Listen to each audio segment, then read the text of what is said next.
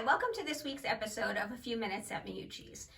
Each week we bring you a short video where we talk about a particular artifact or something about the museum structure, an Italian custom or tradition. We normally do this from the Garibaldi Meucci Museum, the New York City home of Italian inventor Antonio Meucci and his wife Esther. But just like last week, Mother Nature had a different plan for us. So hopefully next week we'll be back at the museum. Valentine's Day is just a few days away, so on this week's episode, we're going to take a look at love, Italian style, or really Verona style, but we're going to get back to that in a minute.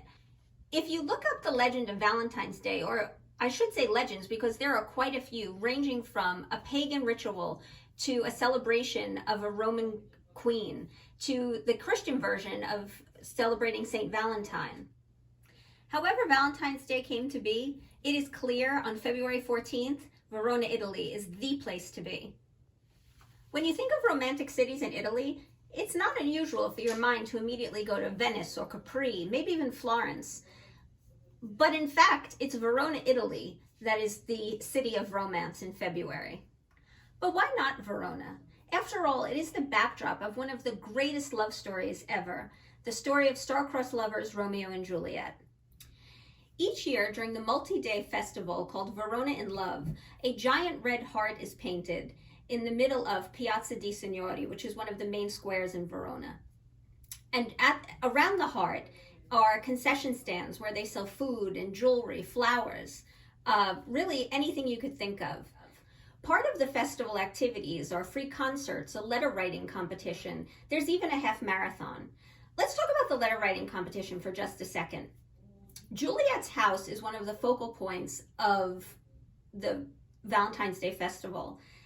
However, it's really one of the focal points of Verona any time of year, not just in February. And for this writing competition, people write love letters and they post them on the front door of Juliet's house. On February 14th, the letters are taken down and they're judged. It is really quite an honor and a badge of pride to win the letter writing competition. If you are planning on proposing on February 14th, Juliet's balcony is the place to be. On Valentine's Day, it is the most popular spot for proposals. Just picture it. You're on Juliet's balcony. You propose to the love of your life. Hopefully they say yes. And then you go hand in hand into the courtyard where you touch Juliet's statue. The tradition of touching Juliet's statue is supposed to ensure a loving and long-lasting relationship. That's pretty high up on the romance meter and almost impossible to beat. Although I was proposed to on a bench in Brooklyn after we had dinner at a 2-for-1 special where we used a gift card that we got as a Christmas present to pay for it.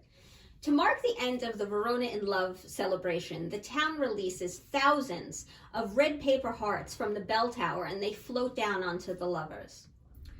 Although Verona has a multi-day celebration of love, in general, Italy doesn't celebrate Valentine's Day to the same extreme that we do. It is not nearly as commercialized as it is here in the United States. In fact, in Italy, Valentine's Day is predominantly just celebrated between lovers and sweethearts. It's not customary for children to exchange Valentine's Day notes or cards as it is here. Well, I'm glad that in the United States, we get to celebrate all the loves in our life. That's our episode for this week. Thanks for joining us for A Few Minutes at Meucci's. Ciao for now.